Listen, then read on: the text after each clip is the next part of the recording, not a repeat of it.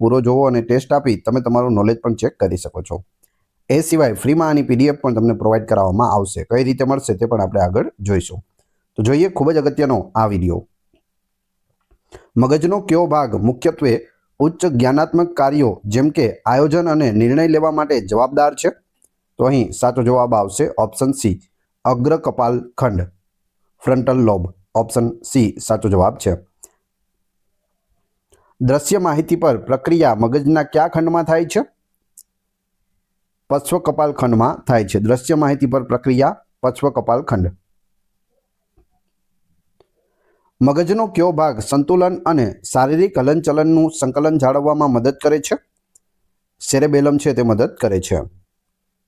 કઈ રચના સંવેદનાત્મક માહિતી માટે રિલે સ્ટેશન તરીકે કાર્ય કરે છે જે તેને યોગ્ય કોર્ટિકલ વિસ્તારોમાં મોકલે છે? તો જવાબ આવશે થેલેમસ. Option B. મગજની કઈ રચના લાગણીઓ ખાસ કરીને ભય અને આક્રમકતા સાથે ગાઢ રીતે સંકળાયેલી છે? તો તે છે એમિગડાલા. Option B. ભાષાની સમજણ માટે જવાબદાર મગજનો વિસ્તાર કયો છે? વર્નિકનો વિસ્તાર છે. શરીરનું તાપમાન, ભૂખ અને તરસ જેવી મૂળભૂત શારીરિક જરૂરિયાતોનું નિયમન કોણ કરે છે? તો જવાબ આવશે હાઇપોથેલેમસ છે તે નિયમન કરે છે. મગજના ડાબા અને જમણા ગોળાર્ધને જોડતું રચનાત્મક જોડાણ કયું છે? તો તે કોર્પસ કેલોસમ છે. Option B. કયો કોર્ટિકલ વિસ્તાર સ્વૈચ્છિક હલનચલનને નિયંત્રિત કરે છે? મોટર કોર્ટેક્સ કરે છે. Motor cortex. નવી સ્મૃતિઓ બનાવવાની ક્ષમતા સાથે ગાઢ રીતે સંકળાયેલ મગજની રચના કઈ છે? તો તે છે હિપ્પોકેમ્પસ. હિપ્પોકેમ્પસ. Option D. નિમ્ન કપાલ ખંડનું મુખ્ય કાર્ય શું છે? સ્પર્શ, પીડા અને દબાણની સંવેદના પર પ્રક્રિયા કરવી. પોન્સ ક્યાં સ્થિત છે અને તેનું મુખ્ય કાર્ય શું છે? તે મસ્તિષ્ક સ્તંભમાં સ્થિત છે અને ઊંઘ અને જાગરણનું નિયમન કરવું તે તેનું કાર્ય છે. શેનું? પોન્સનું. મગજના કયા ભાગમાં થતા નુકસાનને કારણે વ્યક્તિને બોલવામાં એટલે કે ભાષાનું ઉત્પાદન કરવામાં મુશ્કેલી પડી શકે છે? બ્રોકાનો વિસ્તારમાં. Option C. મગજના કયા ગોળાર્ધને મોટાભાગે ભાષા અને તર્ક માટે પ્રભાવી માનવામાં આવે છે? ડાબો ગોળાર્ધ. Option C. મગજને આસપાસના હાડકાં અને મેમ્બ્રેનથી રક્ષણ આપતું પ્રવાહી કયું છે? તો તે સેરેબ્રોસ્પાઇનલ પ્રવાહી છે. Option D, CSF. ચેતાકોષમાં રાસાયણિક સંદેશવાહકને શું કહેવામાં આવે છે? ચેતા પ્રસારકો કહેવામાં આવે છે. કયો ચેતા પ્રસારક મુખ્યત્વે આનંદ, પુરસ્કાર અને વ્યસન સાથે સંકળાયેલો છે? તો તે છે ડોપામાઇન. Option D. ચેતાતંત્રના કયા ભાગને શરીરની કટોકટી પ્રતિભાવ પ્રણાલી તરીકે ઓળખવામાં આવે છે? અનુકંપી ચેતાતંત્રને ઓળખવામાં આવે છે શરીરની કટોકટી પ્રતિભાવ પ્રણાલી. કઈ ગ્રંથિને માસ્ટર ગ્રંથિ તરીકે ઓળખવામાં આવે છે કારણ કે તે અન્ય અંતઃસ્ત્રાવી ગ્રંથિઓના કાર્યોનું નિયમન કરે છે? માસ્ટર ગ્રંથિ કઈ છે? તો તે છે પિયુષ ગ્રંથિ, જેને પિચ્યુટરી ગ્લેન્ડ પણ કહે છે. ચેતાકોષનો કયો ભાગ સંદેશાને અન્ય ચેતાકોષો તરફ દૂર વહન કરે છે? અક્ષતંતુ કરે છે.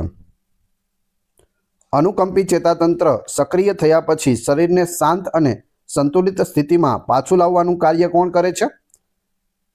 પરાનુકંપી ચેતાતંત્ર કરે છે. Option B. કયો અંતઃસ્ત્રાવ ઊંઘના ચક્રને નિયંત્રિત કરવામાં મુખ્ય ભૂમિકા ભજવે છે? તો એ છે મેલાટોનિન. Option C. બે ચેતાકોષો વચ્ચેના જોડાણ બિંદુને શું કહેવામાં આવે છે? ચેતોપાગમ કહેવામાં આવે છે. Option C. કઈ ગ્રંથિ શક્તિ અને ચયાપચયને નિયંત્રિત કરવા માટે થાઇરોક્સિનનો સ્ત્રાવ કરે છે? થાઇરોઇડ ગ્રંથિ છે તે થાઇરોક્સિનનો સ્ત્રાવ કરે છે. શેના માટે? તો ગ્રંથિ શક્તિ અને ચયાપચયને નિયંત્રિત કરવા માટે. કયો ચેતા પ્રસારક પીડા ઘટાડવા અને સુખાકારીની લાગણીઓ સાથે સંકળાયેલો છે? તો તે છે એન્ડોર્ફિન્સ. Option C. કેન્દ્રીય ચેતાતંત્ર શેનું બનેલું છે? મગજ અને કરોડરજ્જુનું બનેલું છે? કયો અંતઃસ્ત્રાવ તણાવ પ્રતિભાવ સાથે ગાઢ રીતે સંકળાયેલો છે અને તેને તણાવ હોર્મોન તરીકે પણ ઓળખવામાં આવે છે? તો તે છે કોર્ટિસોલ, તણાવ હોર્મોન. ચેતાકોષોને રક્ષણ અને પોષણ આપતા કોષો ક્યાં છે? ગ્લિયલ કોષો છે. પેરિફેરલ ચેતાતંત્રનો કયો ભાગ સ્વૈચ્છિક સ્નાયુ ગતિવિધિઓને નિયંત્રિત કરે છે? સોમેટિક ચેતાતંત્ર સ્વૈચ્છિક સ્નાયુ ગતિવિધિઓને નિયંત્રિત કરે છે. કયો અંતઃસ્ત્રાવ બાળ જન્મ દરમિયાન સંકોચન અને સામાજિક બંધનમાં ભૂમિકા ભજવે છે? તો એ છે ઓક્સિટોસિન. વર્તણૂકીય જમીન વિદ્યાનું મુખ્ય કેન્દ્ર શું છે? વર્તન પર આનુવંશિકતા અને પર્યાવરણની સાપેક્ષ અસર, જે વર્તણૂકીય જનીન વિદ્યાનું મુખ્ય કેન્દ્ર છે. વ્યક્તિના જનીન સમૂહને શું કહેવામાં આવે છે? તો તેને જીનોટાઇપ કહેવામાં આવે છે. કોઈ વ્યક્તિમાં જે વર્તન અને શારીરિક લક્ષણો ખરેખર પ્રગટ થાય છે તેને શું કહેવામાં આવે છે? ફેનોટાઇપ કહેવામાં આવે છે. સમાન જનીનો ધરાવતા હોવાથી સર્વસમ જોડિયા બાળકોનો અભ્યાસ શા માટે મહત્વપૂર્ણ છે? વર્તન પર જનીનોની અસરનો અંદાજ કાઢવા માટે. આનુવંશિક સામગ્રીના મૂળભૂત એકમને શું કહેવામાં આવે છે? જનીન કહેવામાં આવે છે. અભિવ્યક્તિમાં જે જનીન પ્રભાવી હોય છે અને માત્ર એક કોપીની હાજરીમાં પણ તેનું લક્ષણ પ્રગટ કરે છે તેને શું કહેવાય છે? તેને પ્રભાવી જનીન કહેવાય છે. માનવ વર્તન પર જનીન અને પર્યાવરણ વચ્ચેની સતત પ્રતિક્રિયાને વર્ણવવા માટે કયો શબ્દ વપરાય છે? જનીન પર્યાવરણની ક્રિયાપ્રતિક્રિયા એ શબ્દ વપરાય છે. મનોવિજ્ઞાનમાં વારસાગતતાનો ગુણાંક શું દર્શાવે છે? જનીનોને કારણે થતી વર્તનની વિવિધતા.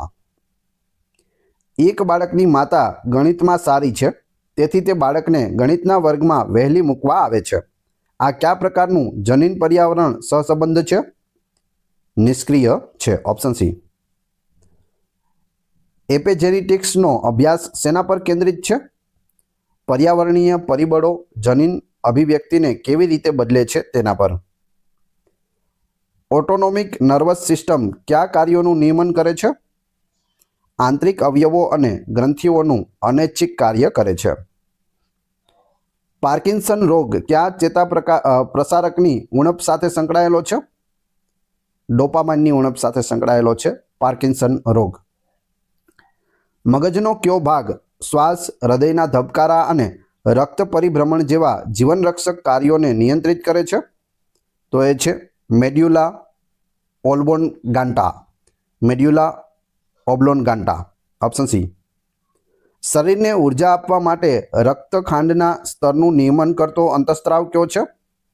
ઇન્સ્યુલિન છે.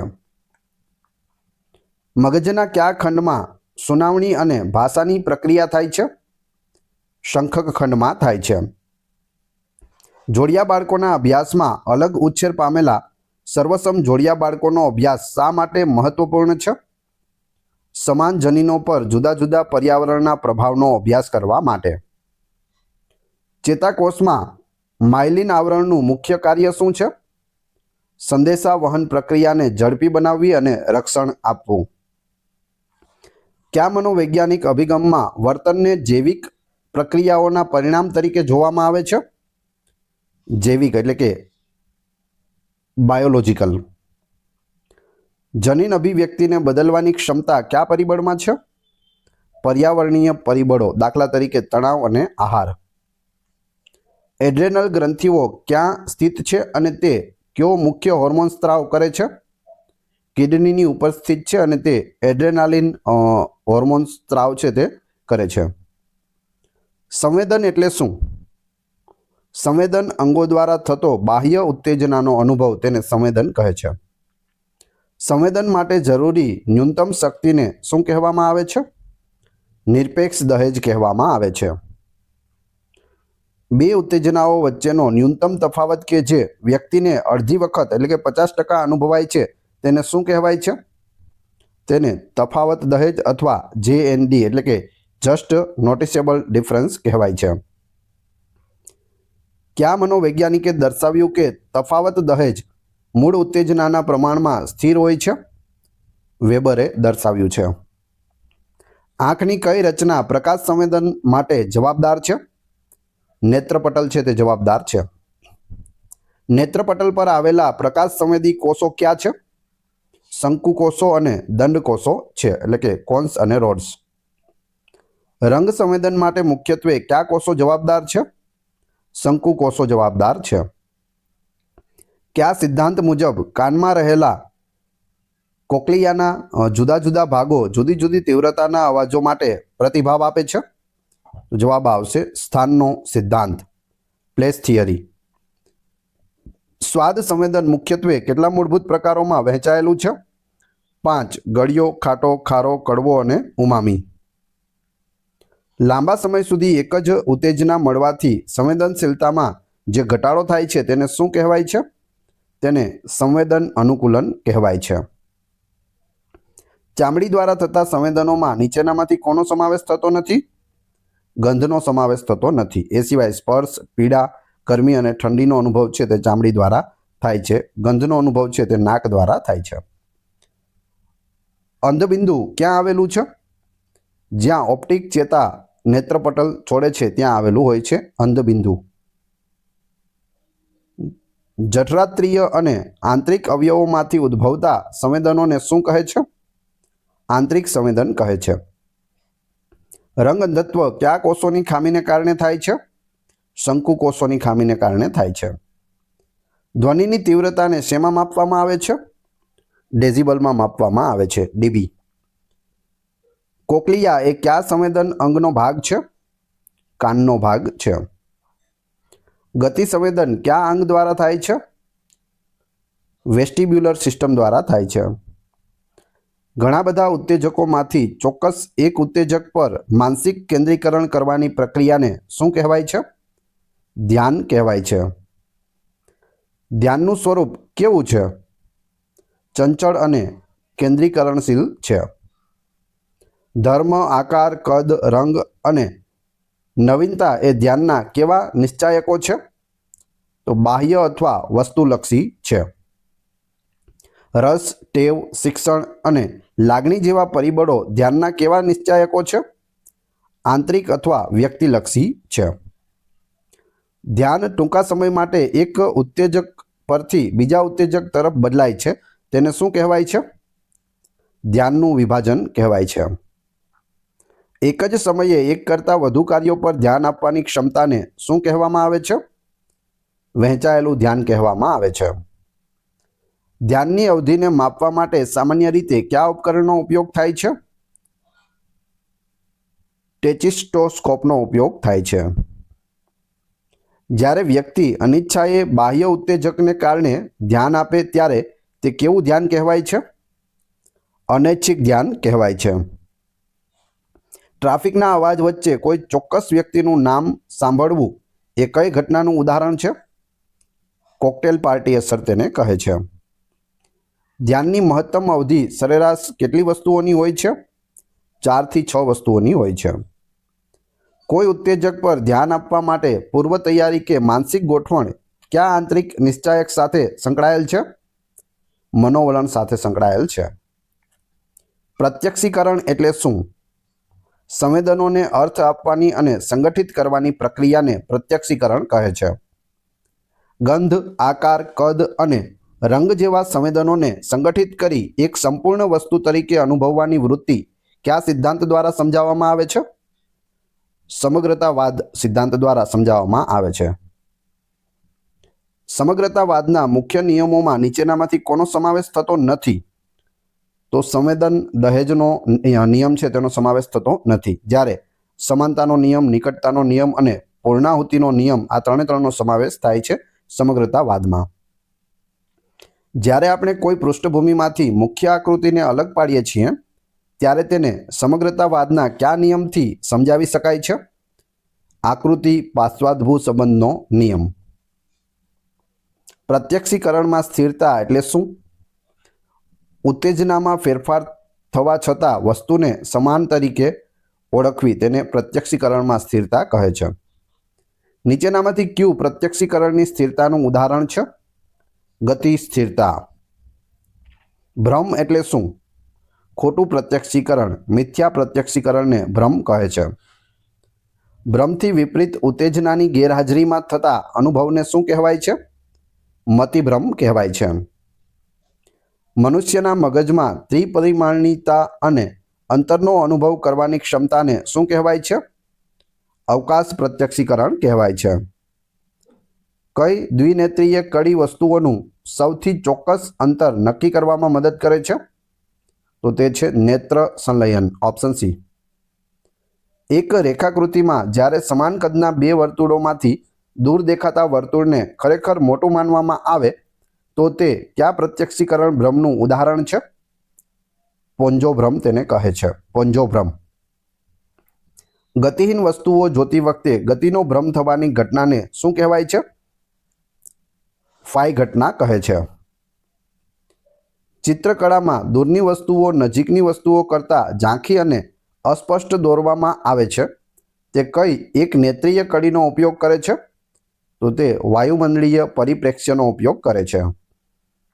પ્રત્યક્ષીકરણમાં ભૂતકાળના અનુભવો અને અપેક્ષાઓના આધારે માહિતીનું અર્થઘટન કરવાની પ્રક્રિયાને શું કહે છે?